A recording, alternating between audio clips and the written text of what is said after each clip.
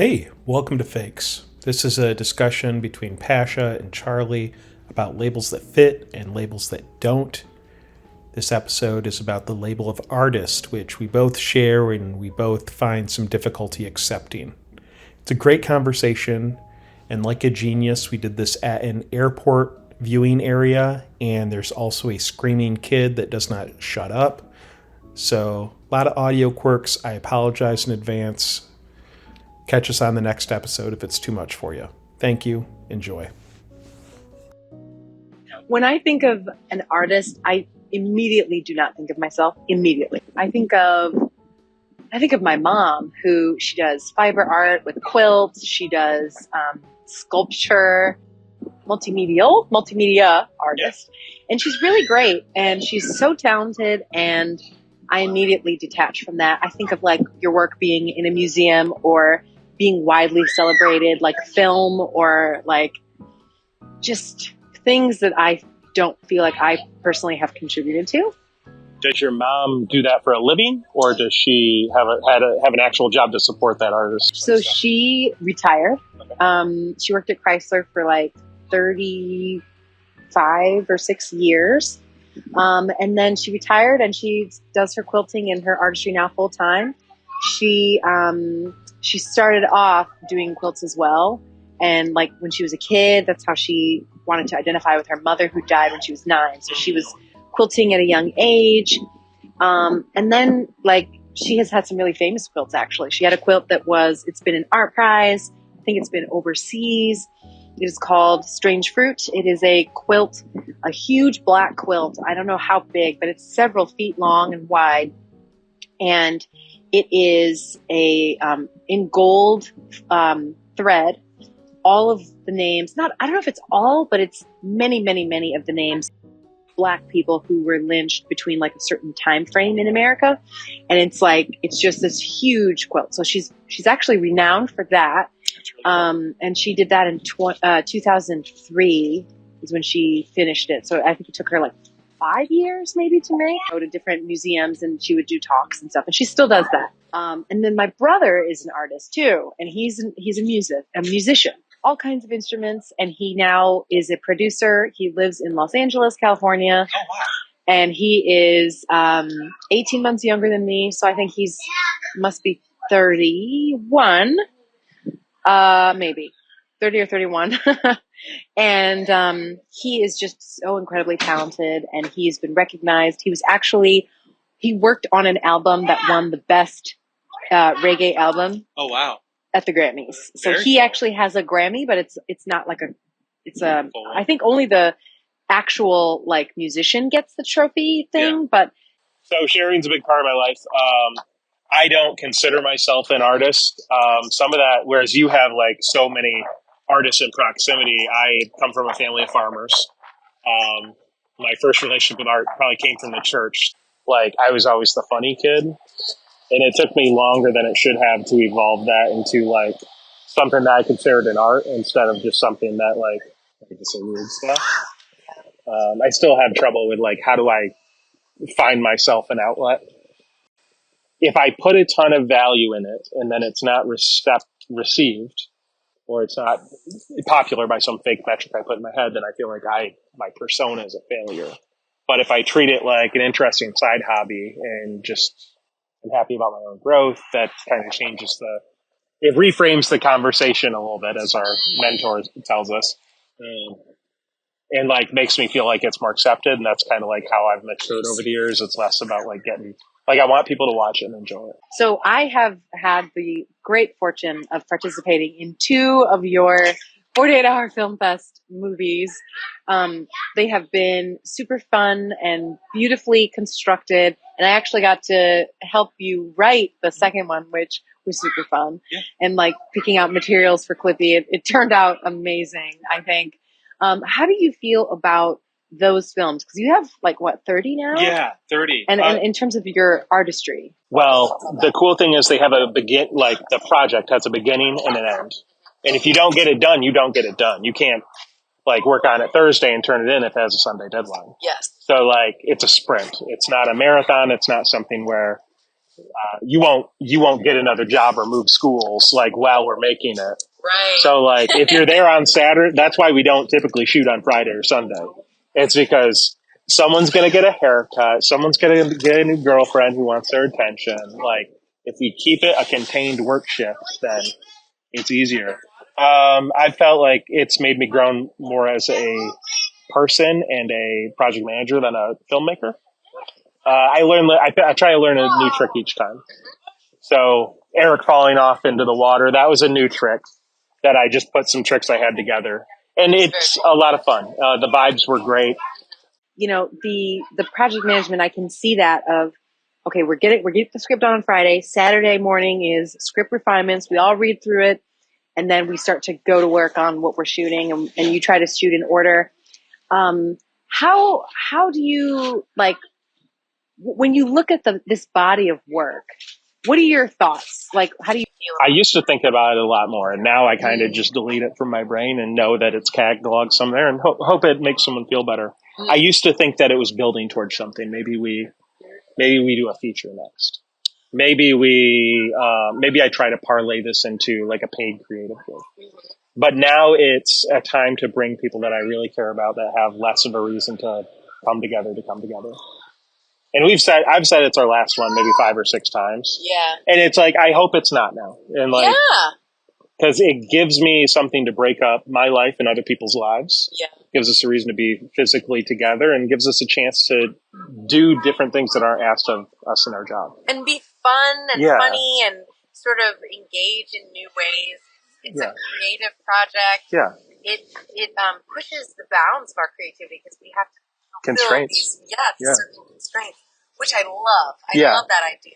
Which, I mean, we'll get into it, but as someone who has represented our company brand and things, like sometimes those constraints aren't up front, and sometimes they're not real when they're up front. Like you've told me about the swirl of ideas after something's done. Like you need to put this thing to bed so we can move on to the next one. But new people, new ideas, and it's like that makes it hard. And that's what's kind of not only me not getting the jobs, but me kind of backing off from like, do I want to do this for a career? It's like, do I want this to be special to me, or do I want this to be a job? And sometimes they both go down the same road. Yeah, because it could be both. But once something becomes your job, it doesn't feel. There are parts of it that aren't as special. Yeah, I can see how hard it is on you. You know, when you're trying to get people together, you're trying to get people focused because we have a deadline. We're trying to crank this thing out. But also I can see how much you enjoy it. And I wonder what part of the process for you do you enjoy the most? Like, I know that being together with people is probably... Watching the finished project with people is always fun. And the last times we haven't been able to do that as easily. That's why we did the Discord thing. I used to be a lot more clingy. Like, I'm not showing it to anybody until it screens. And it was kind of a jerk move. I've used up a little bit. Even watching dailies, if they're excited, like just the raw stuff, people are excited that they don't look completely ridiculous, or they do. Yeah. I like when people can bring that little part of themselves to it. Like when I was hacking away at the script, I'm making framework. Yeah. And then I hope that others will fill their stuff in. So Phil created his own little opening because they were so wanted to tie it to the computer system shutdown. Yes. I don't think it works completely, but it was one line as we transitioned in.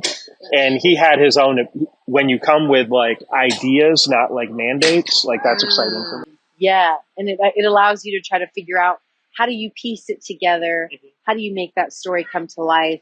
And also, it puts you in a position to try to accommodate, like to allow others into your artistic vision and share in that. And I think sometimes it's hard, right? We shot like a ton of really cool stuff that Jason wanted that we couldn't fit. Yeah.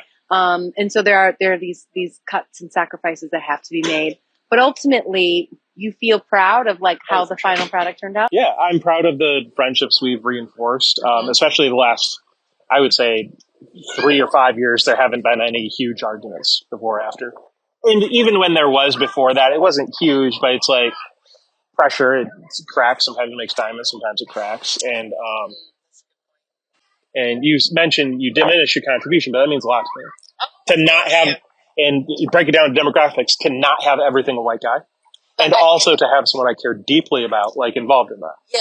Like I mentioned to Jason from work, like if you want to be a part of this, you can, but understand like you're seeing a different side a little bit. Even though I'm pretty open at work, but you're seeing a different thing. Yeah. Because we're building something that we stopped building on Sunday. Yes, and it's exactly. Which is exciting and cool. And I so background in film, video, and media. Yeah. It's so funny because we both went to Western. You studied journalism? I studied advertising. Advertising. But it was in the business college. Yes. So okay. like there was no creative. No creative piece. Okay, advertising. That's right. I've asked you that 1,000 times. I'll probably continue to ask you. My memory's so bad. So advertising and PR. And then I was in journalism, ditched journalism when my dad was like, I don't know how profitable that's going to be. And then switched over to film, video, and media. So it's funny that we have similar, in Kalamazoo. You've done stuff with Public Media Network. I was an intern for Public Media Network. So it's interesting to see how this sort of coincides and collides. And really the reason why I wanted to participate is because, one, I've done them before. I did 2 years ago with Darius. And then, but also like that, there's something about that film that I studied that I love. Mm-hmm. And I love watching that happen. And like the editing process is probably one of my favorite processes. It takes long, like it's a long endeavor, but to kind of see it all come together, and then rendering is just like, oh, let me just walk away and let it render for 25 minutes or an hour and a half or whatever. But those creative moments are so fun. And so it's really cool to see how, and I love that we came up with it together, and we were immediately, it was amazing. Like, what is your prop? Paperclip. Okay, superhero movie. Clippy. It's like, it writes itself. Yeah. And it was fantastic. Yeah, and everybody got to bring something special everybody brought to it. I mean, I think I mentioned the first, like, probably a couple of years of these. The first cut was 13 minutes. Yeah, and it's like there was A, B, and C plots, because a lot of my stuff was plagued by me liking Arrested Development too much and wanting everything to link and all these references that no one's going to care about.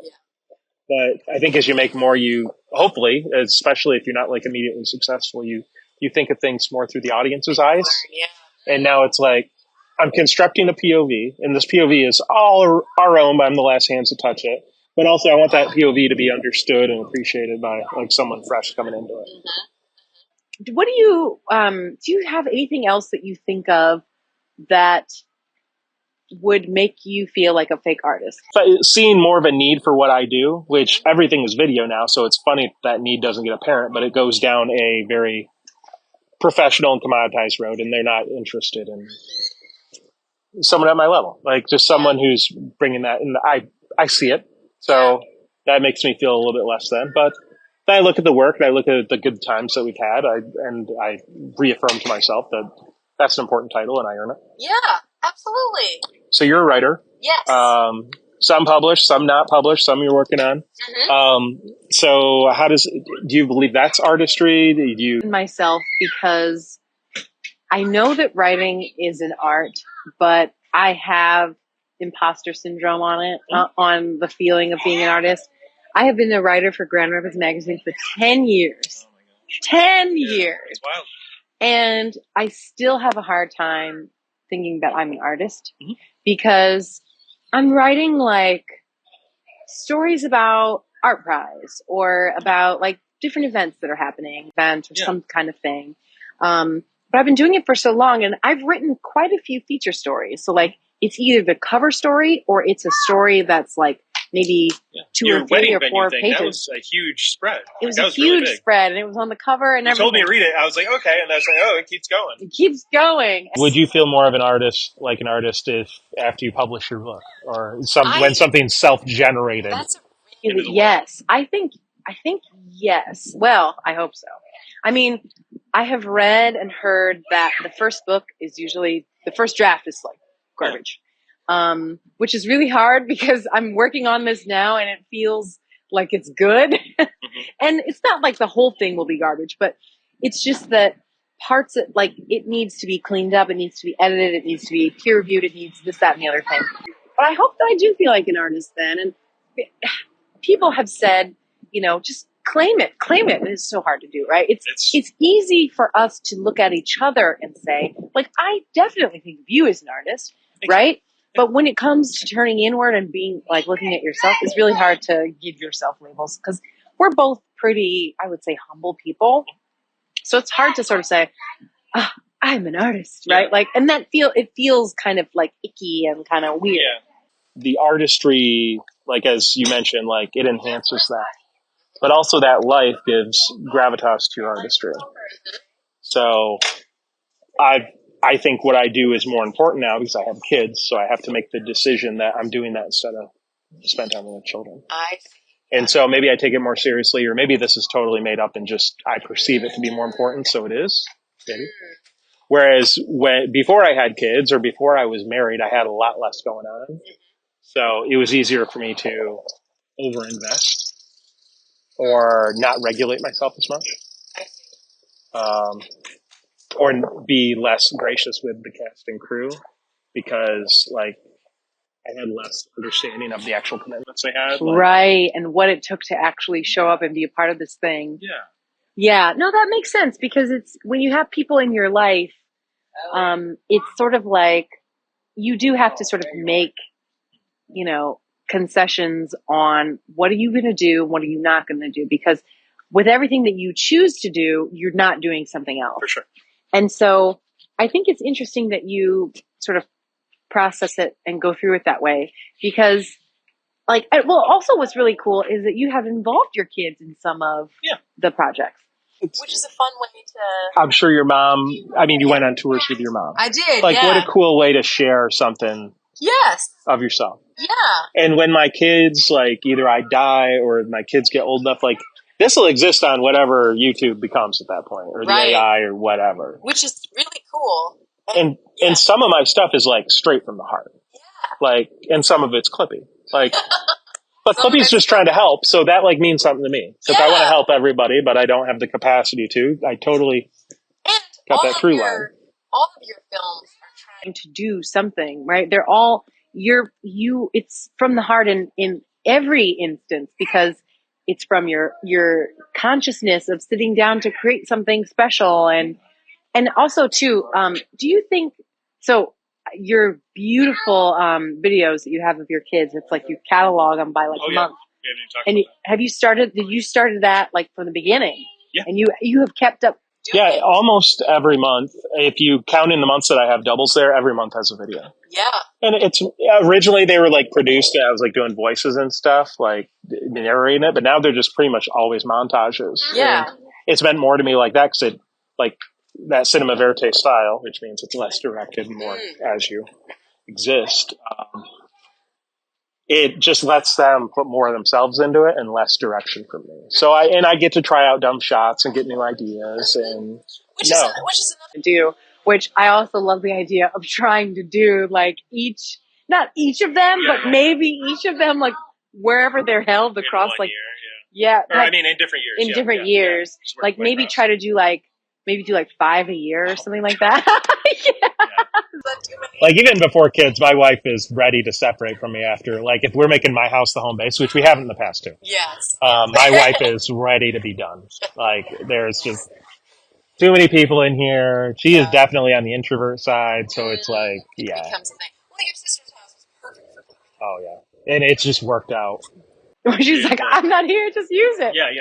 And that's great. How she supports me. So which is super cool. And feeling supported in your artistry is super important. Like feeling like you have a group of people who want to see this project get made and have some betterment, like all collectively through it. But we had this wall in our garage of just our art, like drawings we did, posters we made for school, whatever. I had a poster that said, get in ship shape, vote Pasha ship for treasurer for 8th grade, 7th or 8th grade. And I made it. No, I didn't. It was I know I didn't make enough. I only made the one and I drew the ship and everything, but they were all, our garage was covered and I know there are pictures. And I even have some of them still, some of the pages that I took down. I should see if I can find them. But he let us do that and he he, was a good partner with my mom in a lot of ways. I mean, he was not the greatest guy. But he was a supporter. He was a supporter of this, yes, of Art Pasha, of Art April, who's my mother, and Lance. And I have a rather embarrassing thing that that has happened in my life, which is You're okay. when I was a kid, I would do this thing. I have this little device. I called it a flopper. It's basically a, if you go to Party City, I don't know if they have them anymore, but they're these plastic snakes, and you could like link them together and make them really long. And I don't know if you remember. But anyway, they only swayed one way. They only swayed one way. Yep. That's right. Exactly. I have a lot of those in my house. So when I was a kid, I would have this thing called, I actually still have it. It's called a flopper. And it was a thing I would go in my room and I would sit on my bed and I would just kind of like flop it. I'd flop it around and I would tell a story to no one in my room by myself. No one, just telling a story. Basically like, once upon a time, da, da, da, da, da, or just like doing how they talk or whatever. Yeah. And I still do it sometimes, but I've been doing it my whole life. And like when I lived at home, I did it for a lot longer. Then when I went to college, my mom was like, how are you going to flop in college? And I was like, God, I'm embarrassed. I don't know. Because you've got roommates and stuff, right? Yeah. And so I sort of changed it a little bit. It would be a pencil and I put like some paper on it. It's a whole thing. I should have showed it to you when you were over. I'm sure I have pictures of it. So I was a pretty much a single kid. I mean, my sister's 9 years older than me, so I was a lot of stuff, a lot of time alone, not a ton of friends. So that telling stories to yourself is really how a lot of this starts. Like you got to create these things to entertain yourself, keep us from going crazy. Exactly. So I think I could handle solitary confinement for a little while. I probably could too, because that was a thing, and for decades, this thing that I have done has helped me to come up with my ideas. It's sort of like a ritual almost. Yeah. Like it's like a thing, awesome. A process that you do that gets you there. It's so embarrassing. I remember like my brother would come in, he would come to the door and he'd be like, I just want to listen. I'll be quiet. And he would come in and he would just sit on the floor and he would do whatever. But then when there's an audience, it's like, it doesn't, because it's embarrassing, right? You can't get that level of you unlocked. Exactly. Yeah, and the feeling, because it's a physical thing and it's coupled with me kind of like, I would rotate my feet. Like I would like rub my feet on the carpet, which is why I think I have a bit of like, I'm like, am I kind of like maybe on the spectrum a little bit? I don't know. But and viewers, vote now. I know. Oh no! But push smash the subscribe, smash the the vote button. But yeah, and so I would do that, and it has sort of helped me with a ton of my creativity. Yeah. My parents were afraid; they were like, "Well, what's wrong with her? Like, she's very weird. That's very weird." And my friends, I would have to hide my flopper when they came over, right? Because it's like it's just a big snake. It's a snake. Yeah. It's probably green, I never had it. Orange typically. Yes, purple. Yep, green, purple, blue, red. But I never. I will take video and pictures for you that you can put on here. My wife is not creative in that way, in the ways that I am. So like there is a compartment that she doesn't enter that often. And sometimes I feel bad because she's not even, like, she didn't see the Clippy thing. Like, oh, no. Like, she's not really, if it doesn't have the kids in it, she's not interested. And it's just how she is. It's what she is. But then sometimes I'm like, I'm so happy I have the space to build my own thing. And sometimes I'm like, why can't we be an art duo? Oh, yeah. But then it's like, yeah. That's hard. It is a balance. And it's sort of like, in relationships, I'm learning too that you have to, it's really hard to, when you have your own stuff going on, to try and make a blend and say, it's such a small act, right? Like Nick is doing he's an artist, literally, in the sense that he's making disco balls and really creative sculptures. He was an art prize. He did some really beautiful things. So he's like disco objects, but he's also a vinyl DJ. And so that is also art as well. And so what I'm learning is sometimes it's really hard to unburden yourself from your own stuff to receive your partner. So it's like, if he said, hey, I have this thing, that I want you to see. My instinct is kind of like, ugh, like I'm busy, I'm tired, I'm this, that, and the other. Oh, yeah. But we have to, when our partner is trying to bid for our attention, it's those little moments where it's like, if I say, oh yeah, let me see that, he immediately will feel, my wife wants to see this thing. So it helps him to feel loved. It sort of creates that. And so it's interesting. I'm trying to challenge myself when, even if it's something silly, like, oh, look at that squirrel over there. Like, wow, hey, babe, look at this squirrel. I need to say, oh, and like, look at the squirrel and like actually have a moment with him because he's trying to reach out. And that's a challenge, I think, in relationships, especially, but with the art, to your point, you have something that's just yours. And it's hard, especially with the kids and the wife and the other things. Yes, but she must have things that are just hers. Yeah, for sure. We have more things ours than we probably should.